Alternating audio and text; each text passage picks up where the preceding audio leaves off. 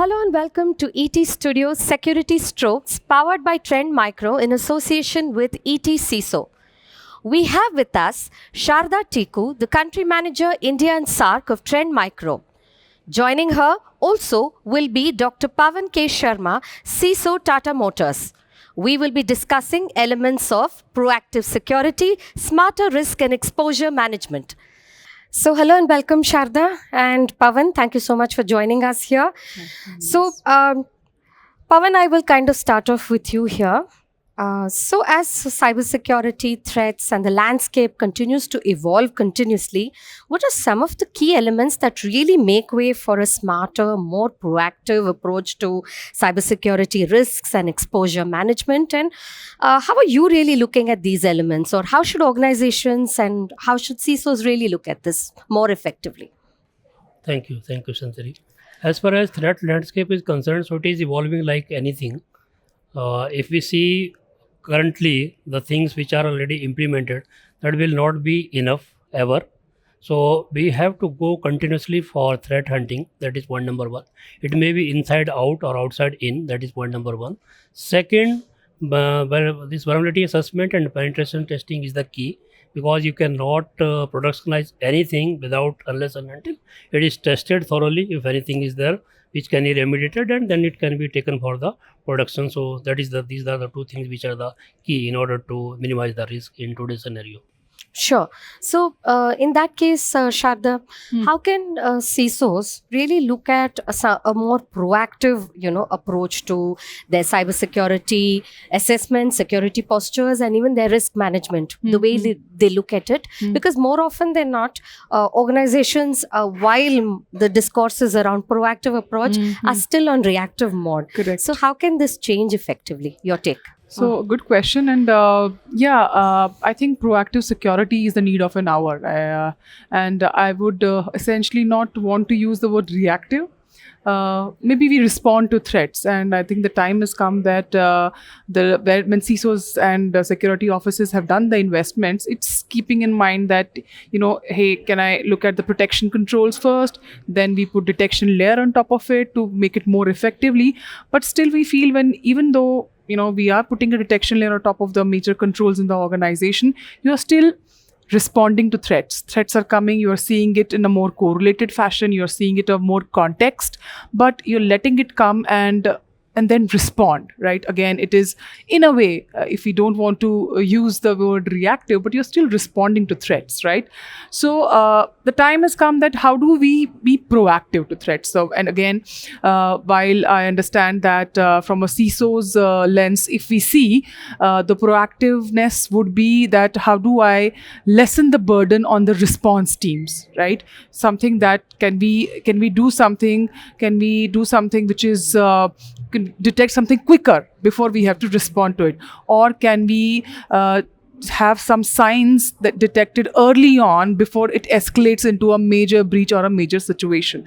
So that's where I think we are seeing increasingly the focus is going on to understand that if you have to be proactive, we have to first look at the things in a broader lens, and then B, we have to look to the things in a different context.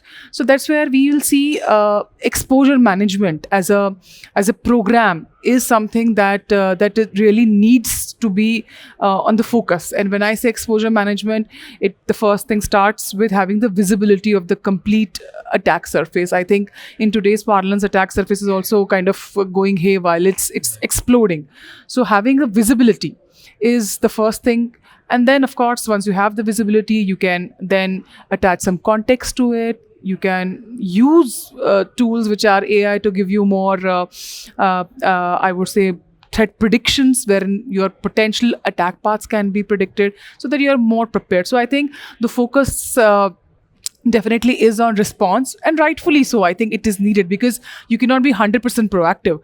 But yes, I think the time has come wherein from the exposure management standpoint, the focus has to shift so that we include some bit of proactiveness in the cybersecurity. Absolutely, well stated. So Pawan, coming to you, Sharda spoke of the fact that yes, proactive is the way to go, and yes, for want of a better word, maybe response would be, a better coinage. What's your take on what can be, and what are you really seeing around your peers, and also in your stint as a CISO? How can this whole discourse change from a response mode to proactive approach? Yeah. Proactiveness is the key today because there is no space for reactive thing. That is the thing which I would like to state. Second, as far as visibility of the assets is concerned, so it is the biggest concern for all the organizations today. There are a lot of OEMs which are working on this problem, on this issue to address, and we are fed up with number of tools getting introduced today in today's scenario, and then it is the person's responsibility, CISO's responsibility, and other stakeholders who are supporting these initiatives to select the right technology, right tools and testers. Then once it is done, then I will go back to Shraddha. I will vouch for her. Then we can go for that back to exposure management, whether we have done the right thing or not, it is not done, or if any gap is there. So that analysis can be completed with the help of some expertise people or somebody, okay, who are good in that space, that can be taken forward. And once that report is within you, then you can mitigate those risks and move forward. That is the way to go. Sure. So I'll stay with you at this point of time. So as you said, new technologies bring in new vulnerabilities, but at the same time, the need and ask of businesses towards innovation.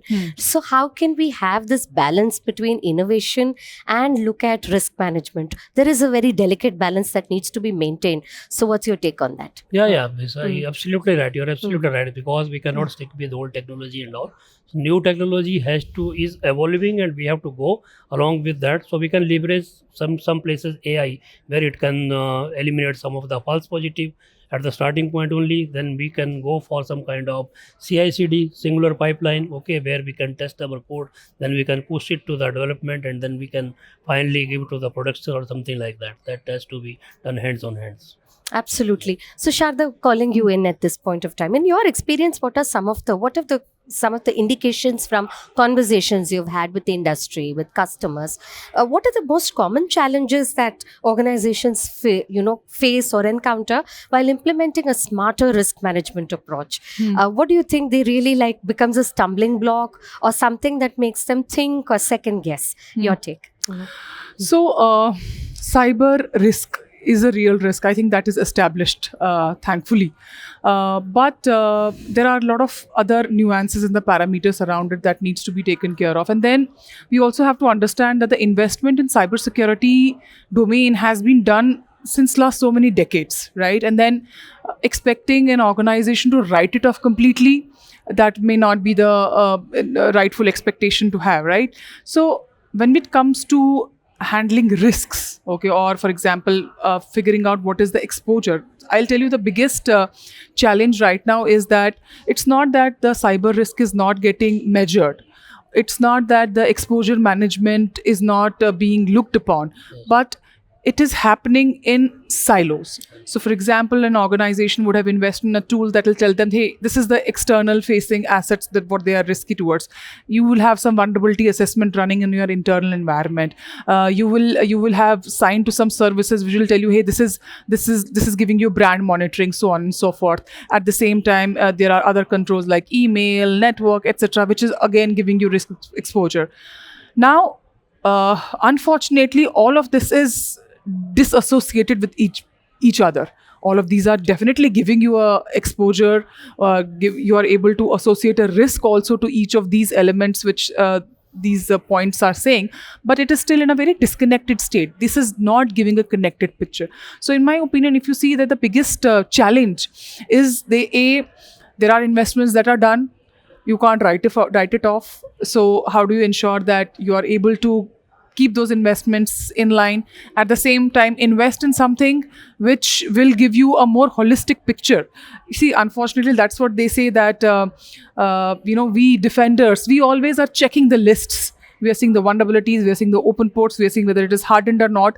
But when an attacker wants to attack an organization, they don't see the list. They see interconnections. They are trying to find a weak point. So I think the missing link here continues to be the fact that even for the exposure management, or even for exposure management will then lead for you to calculate the risk exposure or a cyber risk, we are still seeing in silos. So the need of an hour is to go beyond attack surface risk management, have a holistic exposure cyber risk exposure management as a program, try to calibrate internal risk, external risk, try to consolidate risk at one point. And also, when we are trying to talk about cyber risk, no risk is relevant if it is not quantifiable. I think the time has also come that we have to quantify the cyber risk, right? And it has to be quantified in a manner where it is accurate. So if you're still quantifying it in silos, basis maybe only your external facing assets, then of course, the risk is not calculated rightly, and then the quantification will also be inaccurate. So break the silos, get a big picture, quantify the cyber risk. I think that's where the board members would also be in a rightful position to invest more. And even from a compliance and from facing the auditors, you will have a better handle at the risk exposure that your organization is dealing with. Sure. And do you believe that AI will be a key driver in a smarter risk risk management approach, exposure management approach? My answer is resounding yes. Okay. Like any other technology, I think you were talking about the balance between the innovation and the risk that it introduced. So definitely, I'm not saying that we leave everything to AI. Okay. 100% automation or autonomous SOC, for example, the things that are, I think it's still away, or at least right now we cannot confidently say that you will have an autonomous SOC running. But yes, can you have an augmented AI? The answer is yes. Can AI help you do tasks easier? Yes. Can AI help you predict the potential attack paths, which otherwise with a blind spot? The answer is yes. Can AI help you be proactive? The answer is yes. But yes, I mean, there has to be it has to be augmented AI. I don't think we can. We are still in a mode where we will think that everything will work in automation mode.